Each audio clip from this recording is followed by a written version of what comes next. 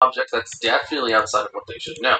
There are rules in place for figuring out how alien technology is supposed to work, and the rules are just a series of intelligence checks, where in order to figure out something simple, like maybe a cigarette lighter or a calculator, it requires 2 successes, but something more complicated like a computer or a hovercraft can require up to 4 successes, based on how complicated you think the item is to. In order to succeed on the checks, all you have to do is just roll higher than a 15. If you roll 14 or lower, then you have 1 failure. And the rules suggest having the item break if you fail 4 or more times before taking a long rest. There's also a little table for figuring out the alien technology, where if you roll lower than a 9, you have disadvantage on your next check. But if you roll higher than a 20, you have advantage on your next instead. And there are some official modules that randomly throw alien technology at your characters, where they give you the rules of the module so your characters have a chance to use it. But I don't want to spoil any ice-based campaigns where this might be the case, so I will not say what the alien tech is or where it can be found. However, just because you figure out how something works doesn't mean you have proficiency in it. So if you do figure out how to use some alien weapon, it might not be more effective than just swinging around an axe or using a bow and arrow. And at number 3, we have visibility ranges. Sometimes when you're trying to look for something like a large city, you might want to know what are the specific numbers when it comes to what you're actually able to see with your character. And sometimes there's even Dang, I'm still hungry. that have to target something that you can see. But how far can your character see? Well, with the visibility outdoor rules, your character can see about 2 miles in any direction on a clear day, or until there's trees, hills, or other obstructions that block the view. And if it's raining, then the visibility is cut down to 1 mile, and fog cuts it down to between 1 to 300 feet. In addition, if your character is on top of a really tall mountain, hill, building, or flying in the air, a character can see 40 miles out on a clear day, with the normal ranges for rain and fog.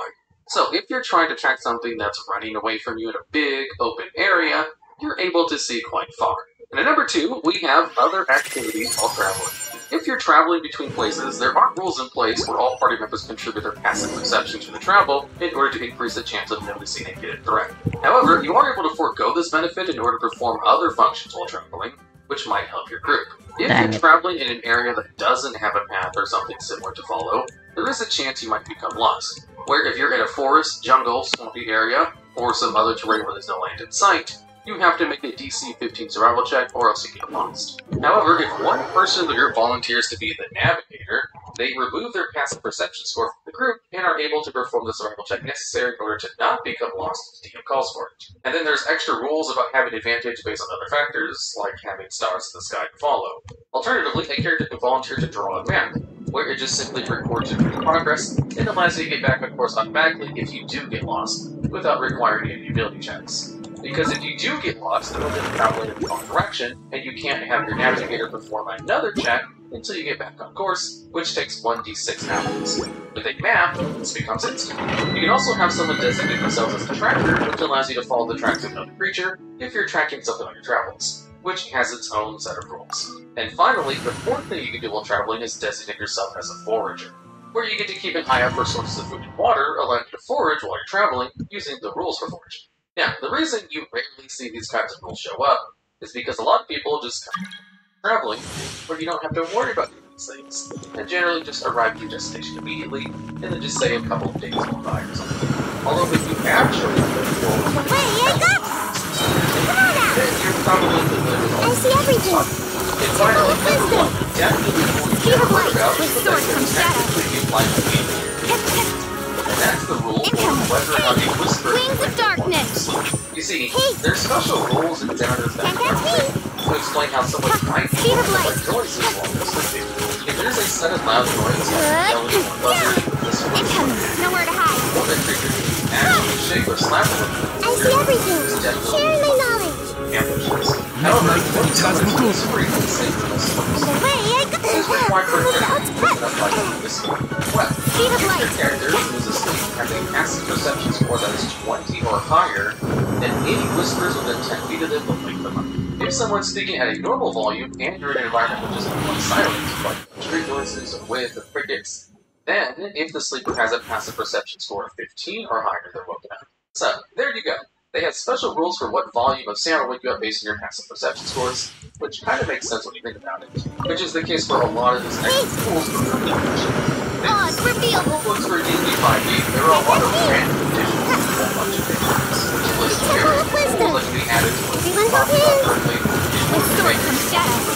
So in this list, we'll be going over a lot of those extra rules in your game Don't blink. that are listed in the visual Shadow Raven. Look, At number I 10, see we everything. have hidden cover. The variant rule for this only applies when attribute traits hidden cover. The ruling is, if there is something Nowhere to hide. the target will have either half cover, but plus 2 Good. Incoming. cover, which gives you plus 5 that it can see, or full Share my cover, knowledge. which you can't hit. And the most common things that provide half cover are just other characters in the battle. And away I go. Trying to shoot a creature that has one other and the creature has half cover by default. Or your team can Don't blink. full cover depending on the situation. Like if it's a vastly bigger. So if a creature had an AC of 15 normally, and you tried to shoot your bow items and roll a 16, normally that would be good to hit. However, adding a half cover, they gain extra plus 2 to their AC, so you would actually miss with their new AC at 17.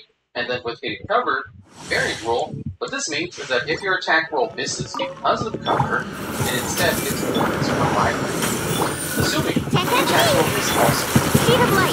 Cut to the chase. scenario, if the creature provided to have cover has a bonus, Ninjutsu. they are hit instead I by see the attack everything. The Temple of Wisdom. without the variant Shadow roll. Raven. Attack will dismiss Incoming. variant roll sounds a lot more complicated. Good. Speed of light. Overall, not Nowhere to hide. impactful to the but it is pretty easy. Don't blink. It definitely makes sense in the context of the world. So I thought we had to Everyone help me. only the number 10. By royal There are much I got it. more. Speed of light. At number 9, we have skills with different attributes.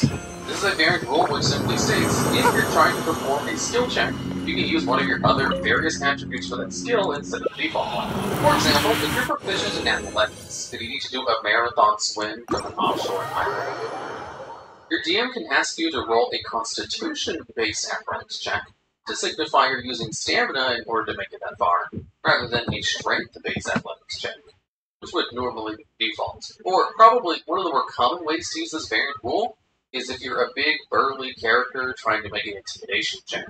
You can allow them to use strength as the attribute instead of charisma, which is the default. In fact, a lot of games already use this variant rule, but only for intimidation in this specific case. But technically, the variant rule allows you to do it for pretty much every ability, just as long as the DM.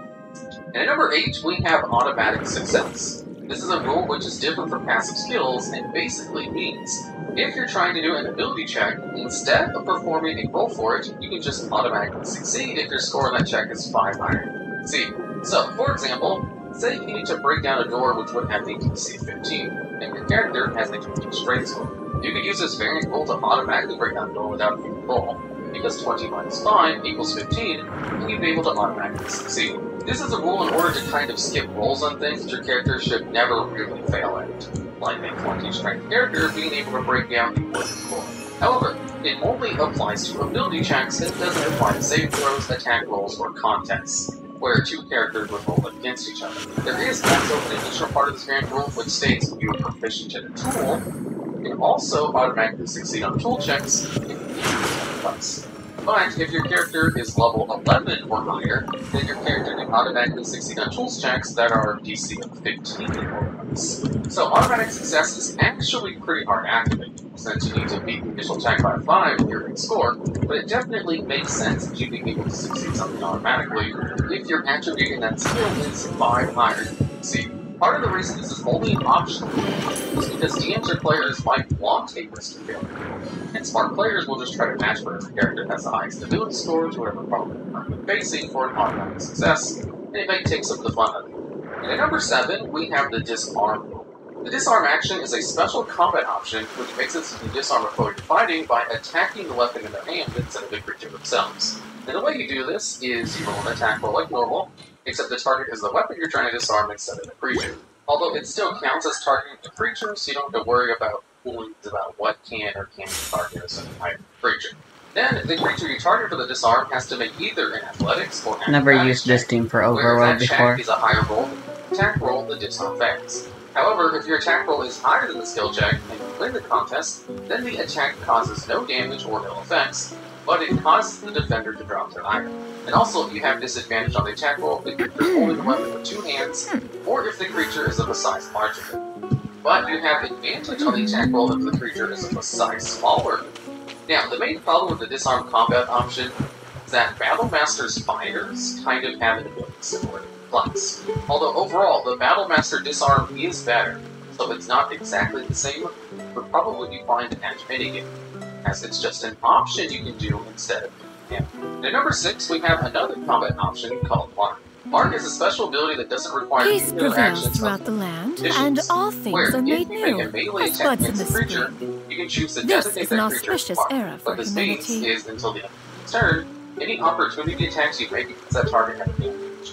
And also, the biggest part of the Mark variant rule, making an opportunity attack against the Mark creature does not use your reaction. So your reaction is free to do other things, just as long as it's not making another opportunity attack, because the Mark variant rule does limit you to only one opportunity attack per turn, if you choose to use the Mark option. That means if you have something like spell or counter spell, two things that also use your reaction, if you remove either of those things and still have your opportunity attack Mark, assuming the opportunity attack was only against the Mark creature, and assuming you are able to do it because there's another rule where, if you have some condition which would normally allow you to perform an opportunity attack, like being incapacitated or being What the fuck? grasp spell, you can't perform this extra opportunity.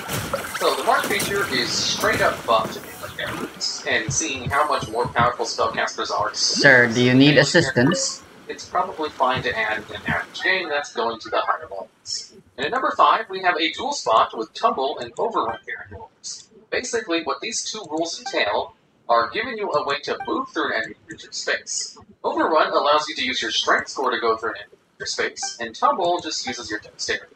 And they both go about it in slightly different ways and have some slightly different rules. For Tumble, you can use action or bonus action in order to perform an acrobatics check, contested by the enemy creature's acrobatics check.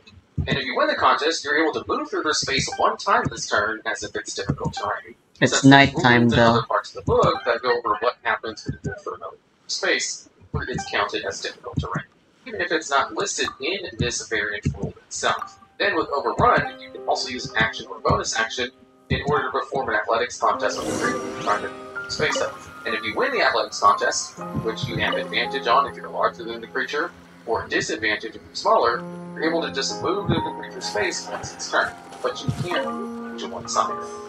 Literally just lets you go through the space. So if you want rules for being able to go through enemy creature spaces, they exist with the Overrun Tumble rules. And at number 4, we have Cleaving Through Creatures.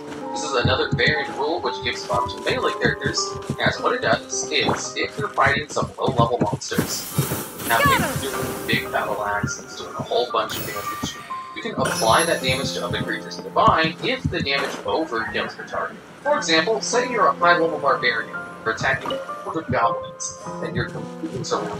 The goblin has an average hit point value of 7. And let's say, through a bunch of modifiers, having the Great Weapon Master feat, and rolling a maximum value on that weapon, you get something like a 25 on the damage roll. And your attack roll is high enough to beat the AC of that goblin, so you're able to kill that goblin in one hit. And that would normally be the end of that action. But with this variant rule, what you would instead do is continue the damage, or you would go to the next nearest target of your choice, and then if the initial attack roll would also meet the AC of that target, you can then apply incremental damage to it. So if it's another goblin, you would subtract another 7 from the initial roll. So the first goblin would take 7 off of the 25, leaving you with 18 damage left over. The second goblin would bring that down to 11, and you could just keep going through another nearby creature as long as they're within range. Or the next goblin would bring it down to 4, and then the last goblin would only take 4 damage, and that's all that's left from the initial attack. So an attack which would normally only kill one goblin, in this instant kills 3.5 of them. Now, the problem with cleaving through enemies rule is that it makes hordes of small creatures. Although, spellcasters get rid of hordes of low-level creatures way easier than this rule does, and it's not like you're doing extra damage, just actually using all of the damage it hits. So it's probably a fine rule to add because it only applies to melee units, and would still make them less useful than a spellcaster using any enemy spell. Although, with the added bonus, that it's basically a walking alien machine with this feature that doesn't have any resource restrictions tied to it like a spellcaster. And at number 3, we have Healing Surgeons. This is a great variant rule to add to a party that doesn't have healers, or to a party that doesn't want to have anyone forced to play healer. As what it does is gives every creature the action Really? they can spend up to half of their hit die, and for each hit die spent, gain hit points equal to that total. So, normally, you would spend hit die during a short rest in order to heal up for some amount. This variant rule simply allows you to do this as an action whenever you want, which includes during combat. However, there are some limitations to this. You can only use this healing surge once per short or long rest, so you can't continuously use all of your hit die in multiple battles, unless you take a short rest in between each one of them.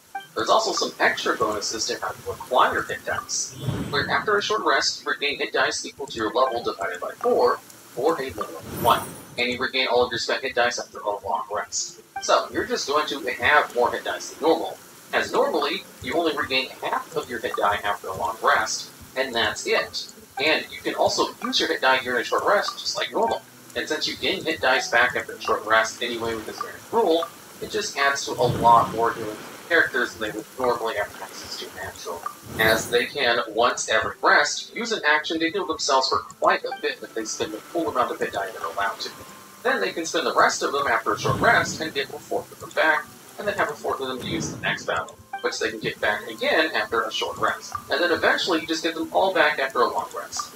And this variant rule even has another option, which says you can let characters use Healing Surge as a bonus action, rather than an action, if you want your characters to feel like superheroes. So I would highly suggest allowing this variant rule in games with low healing, and probably not allowed in games which have more than that already. I have no idea what to do here. Like to be able to actually heal if they're playing it by choice. But nobody wants to be forced to be a healer, alright. because no one else wants to pick one, which is probably what this variant rule is meant for. And at number 2, we have flanking. This is a variant rule that I've been using in pretty much every game I've ever played, but I'm not sure how many other tables actually use it. I've heard it's not as common. Basically, what this rule means is if you're in melee with an enemy creature, and there's another creature on the opposite side of that creature which is an ally, you and your ally have advantage on that creature, so long as you have multiple allies which are in melee range for whatever reason, or even some player companions. It's pretty easy for a melee character with this variant rule to get advantage more often than not, which is why a lot of tables don't allow the flanking variant rule, because it makes advantage too easy against a melee character. In fact, I've heard a whole bunch of homebrew perks to this variant rule to only make flanking the bonus to the attack roll with a new value, rather than just giving straight advantage. Because it's real easy to get flanking, as you don't actually need directly on the opposite side of the other. Just as long as you're able to draw an imaginary line through you and your ally, and that imaginary line touches the creature, or just a quarter of the enemy space, then the enemy creature is considered flanked, which means it's super easy to get flanked by creatures that are of the size large or bigger, a little bit more difficult to flank creatures that are smaller. And since I use this ruling so much, and I've used it in other games and places where I wasn't the DM, I used to think it was just a default rule in the game. So, I would obviously suggest it to everyone else. At number 1, we have Hero Points. Hero Points are an ability score option, which means it adds an extra stat point to all the characters, similar to adding an insanity score or an honor score. However, the way Hero Points work are a lot more simple than all the other attributes of characters, because basically, what Hero Points do is, you can spend 1 Hero Point after you make a d20 roll in order to add an additional 1d6 to it, which can be applied either to an attack roll, an ability check, or a saving throw. Additionally, if you're specifically performing a death saving throw, you can spend a hero point in order to make that failure into a success, rather than adding a d6 to the roll. And you can choose to spend a hero point after you make the roll, but before you know the outcome of that roll. So hero points are really strong. They basically just give you an extra d6 to whatever critical roll you're about to perform, and you can choose to spend it after you know you've rolled pretty well, but not low enough where you know you're automatically fail, and give you a chance to succeed that roll instead. And a character starts with 5 hero points at level 1, you don't gain any new hero points until you level up. And then after you level up, your hero point score is just reset, where you gain 5 plus half your character's level. This is to incentivize actually using the hero points and not saving them up every level. And also, due to the generous amount you do get, you should be able to use them where if you're a level 2 character, you get 6 hero points. A level 8 character will have 9 hero points, etc., etc. And hero points basically allow your character to just feel more heroic by giving them an extra chance to succeed at all of their basic rolls, which obviously highlights the big problem with hero points, in that it just makes characters way stronger than normal. Hero points absolutely break the balance of the game, especially in shorter games which level up quickly. If you're playing a game where it takes you a year to level up, then hero points aren't that big a deal, and could probably be added without breaking any kind of balance. If you're playing a game where you level up once every other session, then your character will have an almost endless supply of hero points in order to spend on everything they do. However, the main benefit of hero points is alleviating some of the RNG that happens in the game, and allowing characters to actually feel like special heroes, rather than being left with devices and chance with 20s and their normal ability scores. It would make sense for a hero to have more luck than normal in the story, and Collectathon quest. Normal, but without making characters stronger by default, or just lowering the power level of everything in the game. And characters have to make a conscious effort in order to gain that little bit of luck. So it's a great way to just make your characters feel more heroic without having the DM to flash the dice rolls. I think hero points are an excellent addition to a game where you're trying to have fun, and you don't want the characters to have a bad time because they get too many bad rolls in a row. But if you're playing a more serious game that levels up quickly, it's probably best this is a guaranteed rule that you just ignore instead. And since it's such a good system for just a more casual setting, or a game that has a shorter level up times, I definitely think it's an excellent variant rule you possibly have in the game, which will probably change the game a lot more than I've talked about so far. Save probably flanking, where it makes melee characters way more valuable. You, all you do only summer special. A lot more than I've talked about so far. Save probably flanking, where it makes melee characters way more valuable. House rules are unofficial rules that players and Dungeon Masters incorporate into their own games. Most of the time, these rules are there to experience in some way. But sometimes house rules can do just the opposite. Today, we're going over 10 of the worst house rules that are fairly common in the edition. Starting us off at number 10, we have natural 20s always succeed house rule. Now, in certain cases, this is true with the name. Attack rules do always succeed on the natural 20. Thank you for rules it's written, that's not the case with saving throws, skill checks, and field checks. And with those rolls, natural 20s always succeed to be a lot more questionable. Saving throws don't cause too much of a problem, as they're mostly applied in combat, and it's rarely possible to succeed on those saves anyway. So a natural 20 is normally enough even without the success. But it's a lot I want to beat the shit out of Raiden, but... Allowing players to always succeed on a 20 can be fun for the players. Is she glitchy? As it lets them succeed in otherwise hopeless situations, and accomplish something they typically do. That said, it can encourage the negative behavior of every player at the table asking them all skill checks in any situation just to succeed through the sheer number of dice being thrown in progress. If she is, then I'm not gonna bother, since I don't need to bother. Enemies always succeed in 20s. Throughout a typical campaign, there are going to be more enemies than players by more magnitude, which means the Dungeon Master will end up mirroring that player's strategy and throw a ton of dice at every roll. Any enemies succeeding on any check by just giving a lucky 5% chance to roll 20 can really undermine with the player. Imagine a bumbling group of ogres with a -2 perception check trying to spot an epic level 20 rogue who's sneaking around. The rogue's lowest possible roll for stealth is a 25. With their high bonus combined with a talent class feature, they can't get below 10 for their d20 rolls. Well, give 20 ogres each a chance to roll a d20, and it becomes trivial to completely invalidate the player's investment in development and become a master of stealth. Why should that rogue roll a 19 and getting a 34 total stealth be spotted by Strike dead! Things are about to get dicey. Scatter! Seize the skies! Time to shine! How dare you!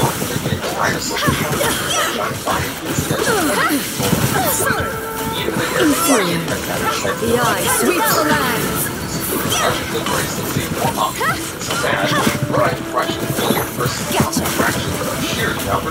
Quietly now. Game's up. Fun's over. That's why these kinds of roles Strike a pose! success. Scatter! Skyward! Let the world collide!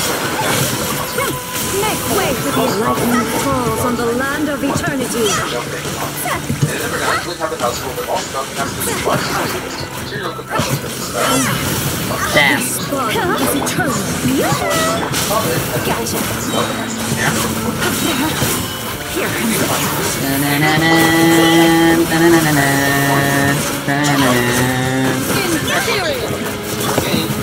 The lightning, throwing stones! already required Skyward!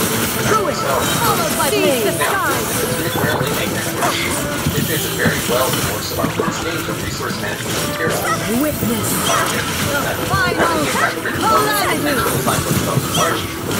No ICD plunge! Yeah!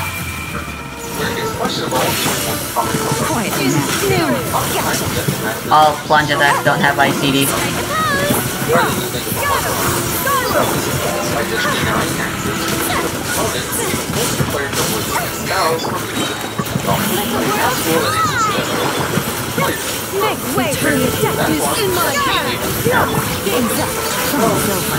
Quietly now. This is irrelevant.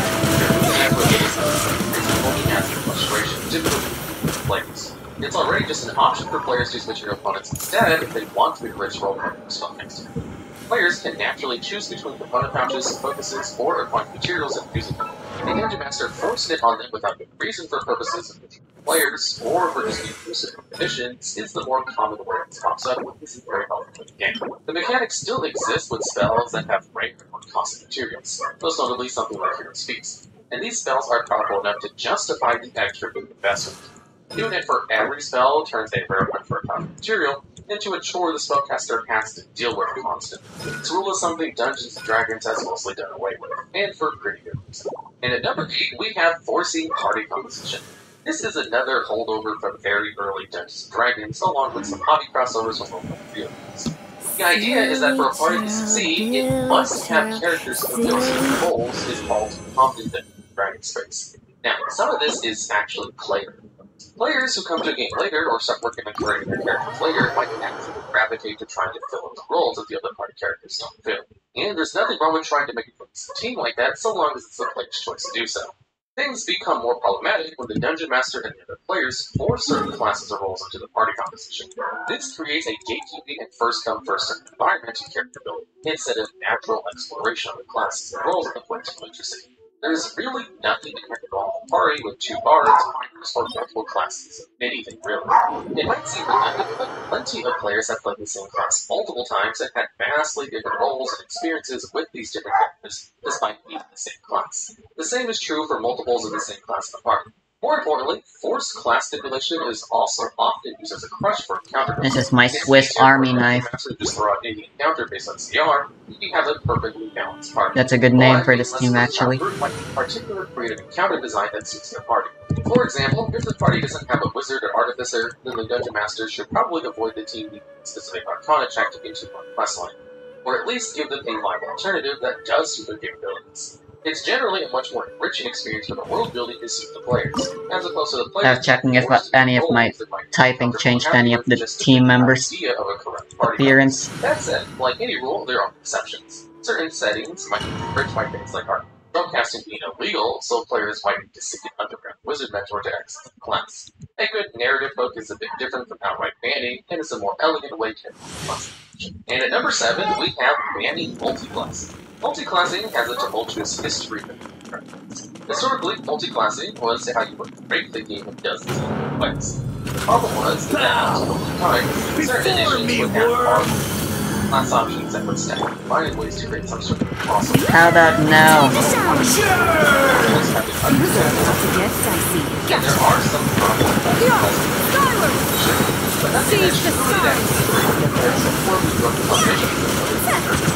multiclassing should be completely banned, because all it does in reality is it stops them from exploring new avenues for characters. Okay. Now, on a case-by-case basis, limiting multiclass 1,000 eons, mine to dominate.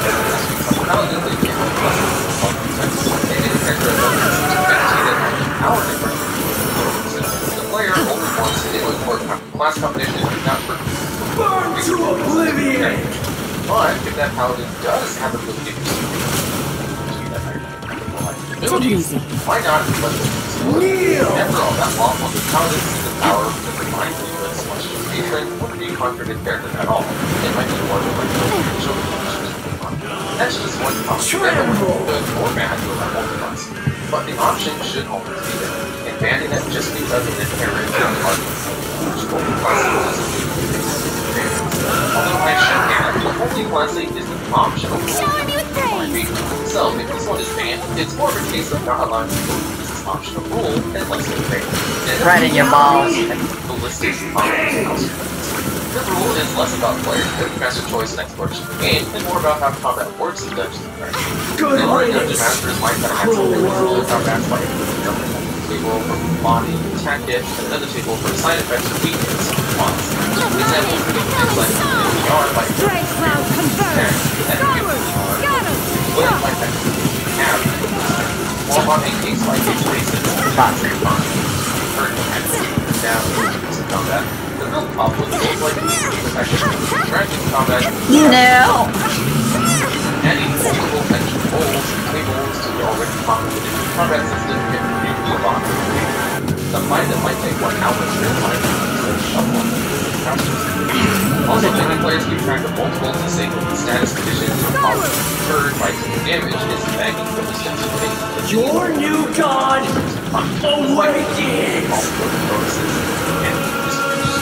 So as to streamline statuses, Your eyes have been opened. this kind of scenario goes to combat other role-playing systems for hyperlink combat Quietly now. purpose. Just wanted to accommodate gaps in some of them skills. A Dungeon Master with experience in other games might have liked it there. Maybe trying to It's okay. I forgot about that face. and just stay with the dragon is optimal than just playing the other stuff. And at number 5, we have allowing all third-party content. Now, third-party content isn't inherently bad. Some third-party content eventually becomes just regular content. A recent example of this is Matthew Mercer's Xandria third-party content that has made the transition to an official Wizards product. But Matthew Mercer is one of the most popular figures in the hobby, and his third-party content designs have won player testers of the world coast to. So he gets a lot more feedback on balancing problems in your average third-party development way. Most third-party content doesn't get nearly enough playtesting, and even those that do are often incentivized to make overpowered content to attract power gamers or just that sort of thing. A blanket allowance of third-party content turns the game less into building a character to suit a story or narrative or interesting idea, and more into a game about who's the best at googling the most powerful third-party content to squeeze into a game, so they don't feel useless. Being drawn to making mechanically optimal characters isn't inherently bad or wrong in Dungeons & Dragons. After all, there's nothing that stops an optimal character from being roleplayed to their best compared to an unoptimized character. But when the power difference between characters becomes too vast, the game can devolve into minority of the characters solving all the problems, leaving the others out of it. A Dungeon Master not vetting third-party content invites this schism into the group, and it's rarely for the best. You should never really allow just any third-party content unless you're 100% sure the players have a good idea of doing stuff that's too powerful or absurd. And at number 4, we have starting over from level 1 when a character dies. Character death is a part of Dungeons & Dragons, and for some Dungeon Masters, a long-standing house rule is that when you start a character, no matter what, you start over from level 1. This is a holdover from First Edition, where players would often have multiple characters, and there wasn't a huge difference between a level 2 or level 1 character. Both were probably going to die anyway. As the game has grown, character progression has gotten more intricate and important to how you play the game. Not to mention, lethality is largely concentrated at low levels instead of constantly lethal like it was in its earliest editions. This is due to a player having to sort of death spiral carefully struggling to stay alive and challenges other parties. And also from the party that struggle a bit by trying to pick up the slack of another powerful character. If you roll over like this, fresh protector, maybe you'll work this like that with the person that's powerful party members. This is a great aversion to the group. But pretending that aversion is great for the consequences of forcing a player to already cycle across the character to a lot more hard for watchers. There is some fun to be had with a party that has disproportionate levels of capability. Earlier additions to the game had different character classes level and raised as sort of a balance and to work out powerful spellcasters compared to the allies. But as a new addition, a lot of those characters over, the game is fun to find out what target is characters over. Thus making the start over level 1 obsolete outside of the super circumstances. And on the same note, and at number 3, we have instant experience. Now, aren't always the best. There can be a lot of instances ways for a Dungeon Master to play with other characters. While even at level makes an effort to use goals or have certain different characters. A lot of role-playing games have this as important again, but as mentioned previously, it's largely balanced around a single party. Implementing older style rules that will have characters levels requires a lot of players as well as an entirely either something as simple as a single level depends upon the cascade of effects of events for certain players. One player has access to their second effect, another on the class, so is the party putting all of the players effects. After all, the magic sword is only one word. Paladin is set for what fire.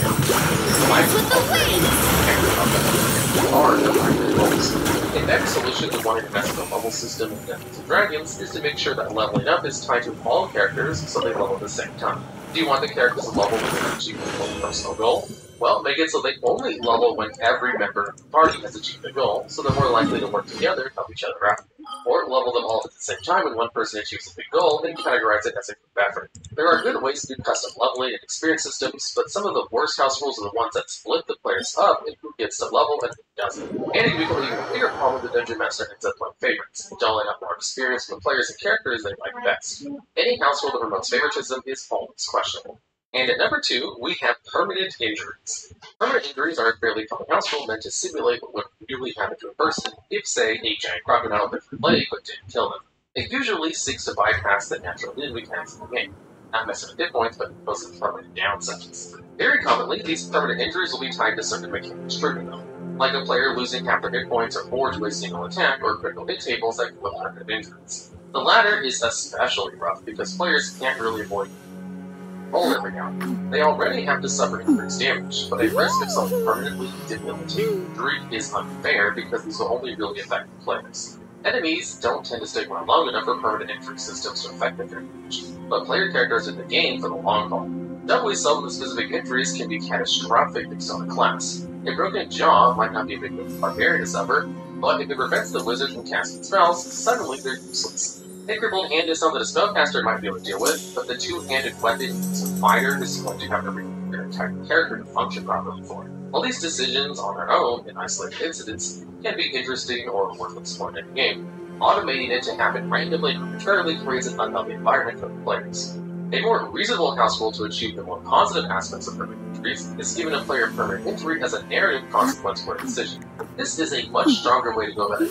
It's an obstacle for players, rather than leaving it purely mental fun. And it lets you control it so it's not too unfair or arbitrary, so you can make sure the players are still able to have fun.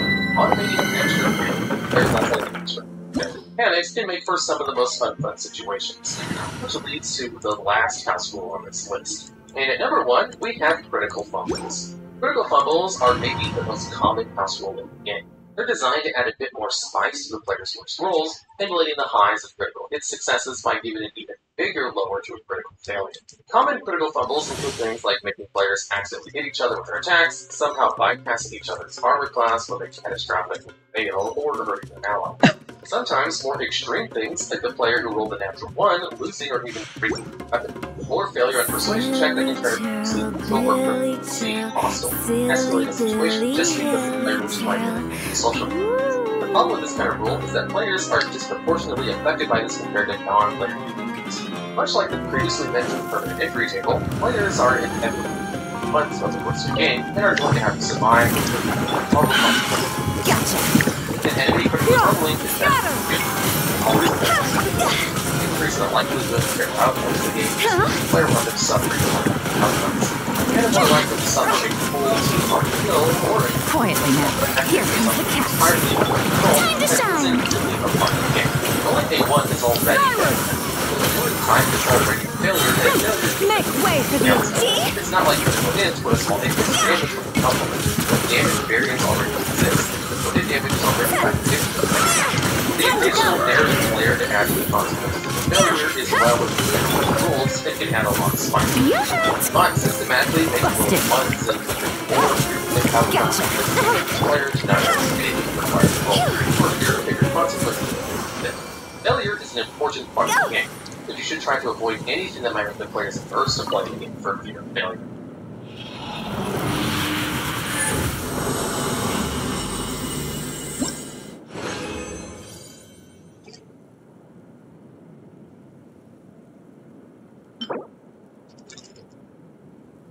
That's not ideal.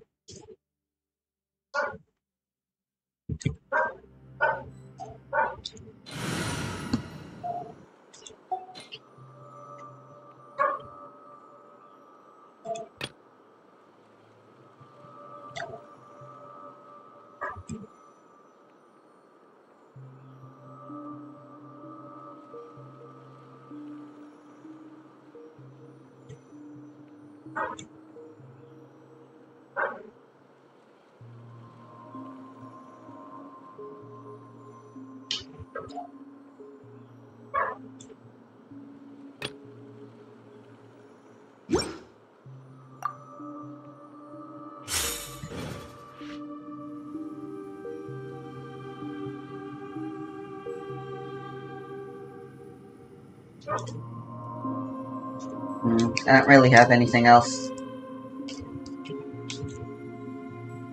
to do, so I think I'm gonna end the recording here.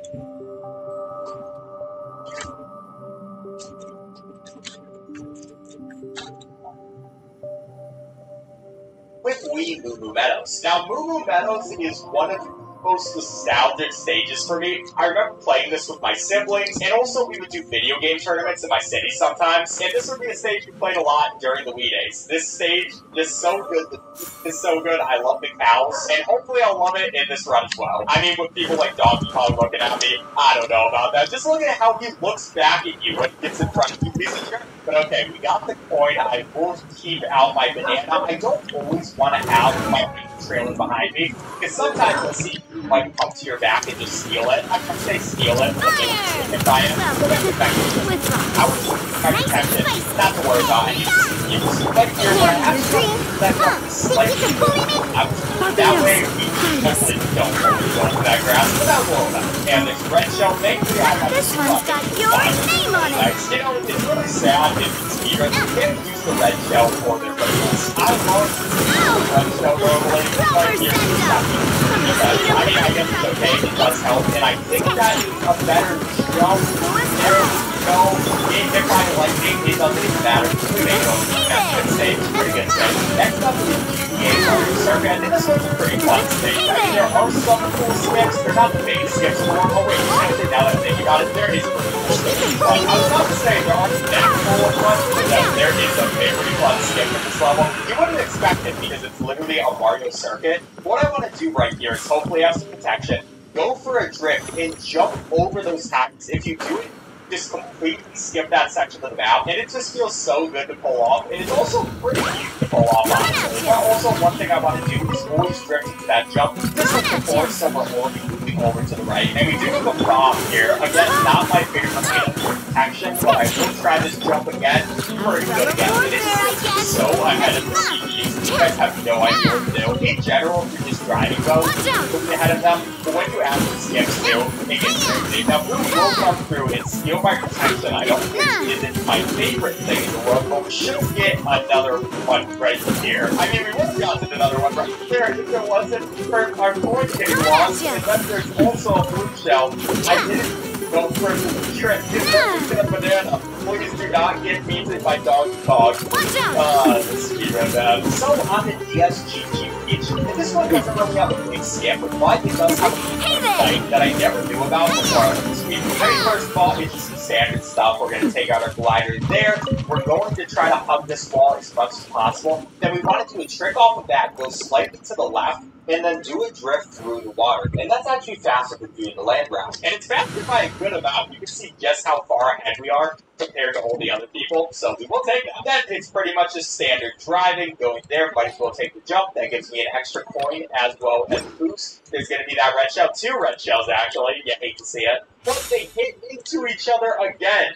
Perfect. I love when the red shells hit each other. I mean, it does just make my life easier, but it's just so funny. It's like you really went for it and failed like that. But Squidward here, not my favorite thing. Usually in these stages, I have a pretty good idea of where I'm going, but a Squidward like that, where it's right in the center of the screen, it can really mess you up. Like I said, he was majorly buffed in this game. I don't know why they made him so good. Well, we'll try this one more time.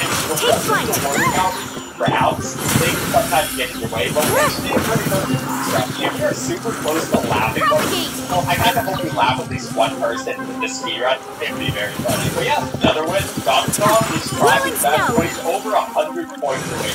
I would say I feel bad, but I did not. Up next is N64 Turnpike. In this one, it is a car level. I said before, I do not like level vehicles. And this one is a prime example of that. So what we want to do is stay as close to the edge as possible, then also get those points, and then lose all the points I just got by running into a trap. The another thing about the cars is they're objects, so they're really taken into if you're not careful, and that was a terrible move by the and they're fun, and then turns out I will also take points right there, like usual, always trying to get up the head. Now the nice thing about the second lap is for this area, there will never be any cars, at least if you're at first, so we don't have to worry about them at all. But then, once you get over here, there are a lot more cars. I don't even know where they're coming from. Like, we're literally racing right here. Couldn't we have closed off this area? Why are there police people? And I do also see a blue shell. Not the best part. What I'm going to do here, just because the blue shell,